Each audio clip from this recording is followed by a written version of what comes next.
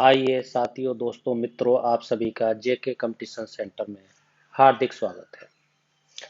आज आपके लिए आधुनिक भारतीय जो इतिहास है उससे संबंधित यूरोपीय जो कंपनियों का आगमन हुआ है उस पे आधारित महत्वपूर्ण प्रश्न लेकर आए हैं, जो आपकी परीक्षा के दृष्टिकोण से अति महत्वपूर्ण है। एग्जाम आपका चाहे पीसीएस का हो, आईएएस का हो, आरओ का हो, एआरओ का हो, यूपीपीसीएस जे का हो, किसी भी एग्जाम का हो, वो सभी एग्जामों में इस तरीके के प्रश्न आने की संभावना अधिक है। आइए पहला प्रश्न देखते हैं। मध्यकाल में सर्वप्रथम भारत से व्यापार संबंध स्थापित करने वाले कौन थे? उनका नाम क्या था? तो पुर्तगाली थे। ये आपका सही उत्तर है। अब क्या है इसके बारे में और जानना, क्या क्या परीक्षा से संबंधित जानकारी हो सकती है। सुनने की बात यह है कि जब मध्यकाल में सर्वप्रथम भारत से संबंध स्थापित करने वाले जो पुर्तगाली थे, तो उनमें जो प्रथम पुर्तगाली था उसका नाम था वास्को डी गामा। ये आपको ध्यान देना, वास्को डी गामा नाम था। सॉरी, लिखने में technical problem, Vasco D gamma, ये आपको ध्यान देना है। और वास्को डी गामा जो भारत का पश्चिम तट है उस पर जो स्थित बंदरगाह था, यानी कालीकट पर 20 मई 1498 को पहुंचा था। ये कई बार आया, 1498 को पहुंचा। उसने यहाँ पहुंचकर क्या किया? उनने नए समुद्र मार्ग की खोज की। उस समय कालीकट का जो तत्कालीन शासक था उसका नाम जमोरिन था। कई बार आता है कि जब वास्को डी गामा कालीकट पर पहुंचा तो कालीकट का शासक कौन था? तो उसका नाम था जमोरिन। वास्को डी गामा ने उसका स्वागत किया। पुर्तगाली भारत में पुर्तगाली व्यापारी जो थे वो भारत में कालीकट, गोवा, दमन दीप और हुगली बंदरगाह में अपनी व्यापारिक कोठियां स्थापित कर लेते थे और कर ली थीं। और 1505 ईस्वी की बात है। उस समय फ्रांसिस्को द अल्मीड़ा भारत में प्रथम पुर्तगाली वायसराय था, यानी गवर्नर बनकर आया था। व्यापारिक हितों के परिप्रेक्ष्य में हिंद महासागर में प्रभुत्व स्थापित करने के लिए अल्मीड़ा ने ब्लू वाटर पॉलिसी का निर्माण किया था। ये कई बार आता है, ब्लू वाटर पॉलिसी। इसका निर्माण किसने किया? इस नीति का प्रतिपादन किसने किया? तो आपका उत्तर होगा अल्मीड़ा ने। अच्छा, कई बार इसे ब्लू वाटर पॉलिसी को नील जल योजना भी कहते हैं। पूछा जा सकता है नील जल योजना किससे संबंधित है? आपका उत्तर होगा द अल्मीड़ा से। इस तरीके का प्रश्न भी आ सकता है कि वास्को डी गामा भारत में कब आया? आपका उत्तर होगा 1498 ईस्वी में, 20 मई 1498 ईस्वी में। ये भी प्रश्न होता है कि जब वो आया तो उसका स्वागत किस शासक ने किया? आपका उत्तर होगा जमोरिन ने। जमोरिन कहाँ का शासक था? कालीकट का शासक था। आइए आगे देखते हैं।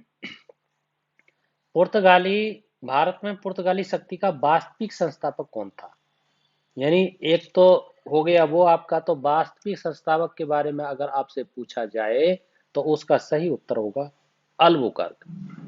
अच्छा, ये क्या था भारत में? ये अब ये कब, इसका शासनकाल कौन सा था? तो ये आपसे पूछा जाए 1509 से 1515 तक का शासन था। भारत में एक प्रादेशिक शक्ति के रूप में पुर्तगाली राज्य की स्थापना इसने ही की थी। और 1510 में बीजापुर का जो आदिल शाही शासक था उससे इसने गोवा को छीना था और वहां पर अपनी महत्वपूर्ण उपलब्धि प्राप्त की। गोवा विजय ने जो गोवा की विजय प्राप्त की थी, दक्षिण पश्चिम तट पर पुर्तगाली नौसैनिक यानी नौसेना का जो अपनी शक्ति की मोहर लगा दी थी। और इसके साथ ही भारत में क्षेत्रीय जो पुर्तगाली राज्य की स्थापना करना इन्होंने प्रारंभ कर दिया था। अल्बुकर्क ने भारत में पुर्तगालों की संख्या में वृद्धि की थी, उनकी स्थायी बस्तियां बसाई थी और उन्हें जो जो पुर्तगाली थी भारतीय महिलाओं के साथ विवाह करने के लिए उन्हें प्रोत्साहित किया था। ये महत्वपूर्ण जानकारी आपकी है। आइए आगे देखते हैं। अगला है, पुर्तगालियों ने भारत में निम्नलिखित किस स्थान पर प्रथम दुर्ग, मतलब प्रथम दुर्ग का निर्माण किया? ये बहुत महत्वपूर्ण प्रश्न है। पुर्तगालियों ने भारत में निम्नलिखित में से किस स्थान पर प्रथम दुर्ग का निर्माण किया? तो आपका उत्तर होगा इसमें, पहला है अजीबी, फिर है कोचीन, तो आपका इसका सही उत्तर है कोचीन। और ये बात है आपकी 1503 ईस्वी की, 1503 ईस्वी की, ये आपको ध्यान देना है। आइए आगे देखते हैं। किन यूरोपियों ने भारत में प्रथम सामुद्रिक व्यापारिक केंद्र स्थापित किए? तो आपका भी ये इसका उत्तर पुर्तगाली है, ये बताया ही था। भारत में जो सामुद्रिक व्यापारिक केंद्र स्थापित किए थे वो पुर्तगालियों ने किए थे। भारत में प्रथम पुर्तगाली, ये बताया है, जो वायसराय था वो दा अल्मीड़ा था। 1509 में इसने दमन पर अधिकार कर लिया था, 1509 में, जिसे दमन द्वीप कहते हैं। द्वीप पर अधिकार के साथ ही पुर्तगाली हिंद महासागर में सबसे शक्तिशाली हो गए थे, सबसे मजबूत हो गए थे, सबसे प्रभावशाली हो गए थे। पुर्तगालियों ने हिंद महासागर में होने वाले व्यापार पर अपना एक आधिपत्य स्थापित कर लिया था, क्योंकि यहाँ से गुजरने वाले अन्य जहाजों से वो कर लेते थे, चुंगी लेते थे, टैक्स लेते थे, और उन्हें बहुत भरपूर मात्रा में फायदा होता था। ये आपको याद रखना है। अगला है आपका, बंगाल की निम्नलिखित फैक्ट्रियों में से एक जो पुर्तगाली द्वारा स्थापित की गई, उसका नाम क्या था? तो उसका नाम था हुगली। और ये हुगली क्या है, ये किस समय की बात है? 1534 की बात है। उस समय शासक था गया, जो उसका नाम है गयासुद्दीन महमूद शाह।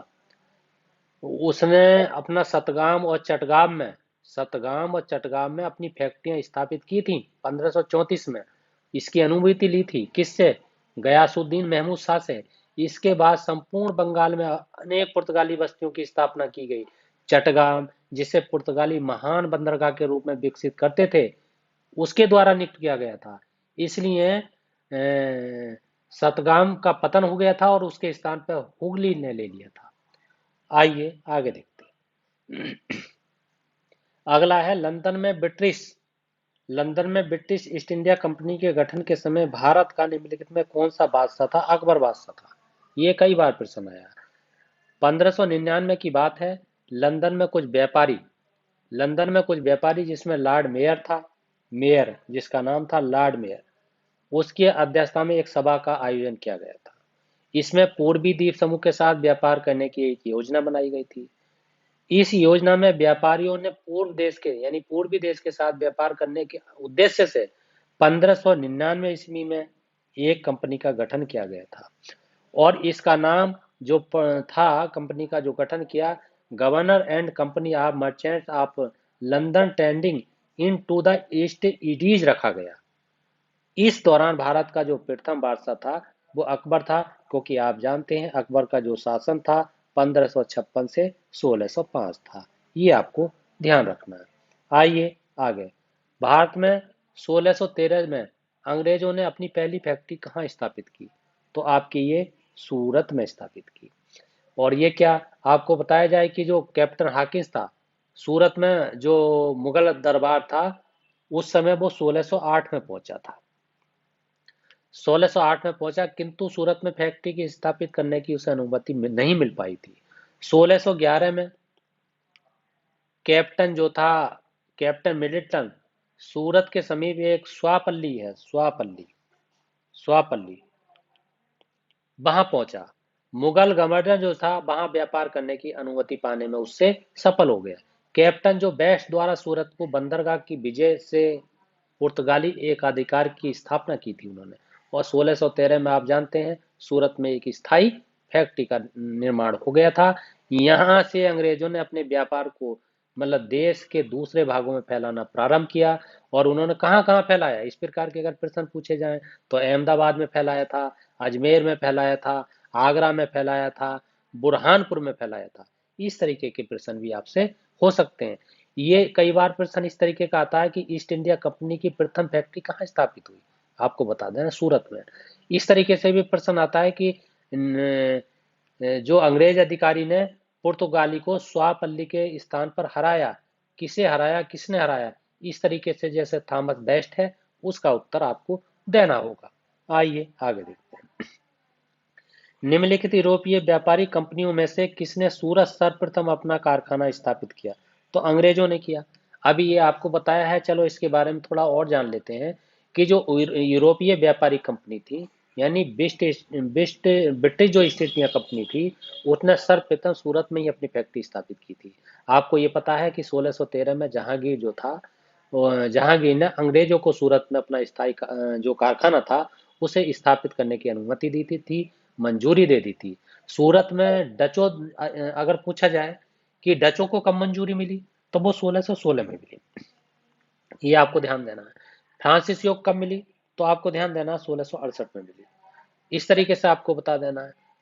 इसी तरीके से आपसे प्रश्न पूछे जाएंगे और आपको इस तरीके से ध्यान रखना है। आइए आगे देखना। अगला और महत्वपूर्ण और अंतिम प्रश्न है, कर्नाटक युद्ध किन किन के मध्य हुआ? आपका उत्तर होगा अंग्रेज एवं फ्रांसीसियों के मध्य हुआ। अच्छा, ये प्रश्न इस तरीके से ही पूछा जा सकता है कि प्रथम कर्नाटक युद्ध जो था, जो वो किस संधि से उसका मतलब अंत हुआ? तो इस तरीके का अगर आपसे प्रश्न पूछा जाए तो एक संधि का नाम है एक्स ला चैपल संधि। ये आपको ध्यान देना है। अच्छा, द्वितीय कर्नाटक संधि के बारे में क्या है? वो अनिर्णायक रही थी। प्रथम मैसूर युद्ध कब हुआ? ब्रिटिश की हार हुई। तृतीय कर्नाटक युद्ध किस संधि से समाप्त हुआ? मतलब पेरिस की संधि से समाप्त हुआ। ये आपको ध्यान देना।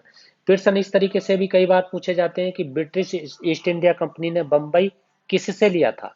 तो आपका उत्तर होगा पुर्तगालियों से लिया गया था। इस तरीके के भी प्रश्न आते हैं कि ईस्ट इंडिया कंपनी के प्रारंभिक दौर में वेस्टर्न प्रेसिडेंसी कहाँ थी? सूरत को बनाया था। ये आपको ध्यान देना। इस तरीके के प्रश्न भी पूछे जाते हैं कि 1613 में ईस्ट इंडिया कंपनी को कहाँ एक कारखाना स्थापित करने की अनुमति मिली? तो इस तरीके का प्रश्न आपको, जैसे सूरत बताया गया था, इस तरीके के भी प्रश्न पूछे जाते हैं।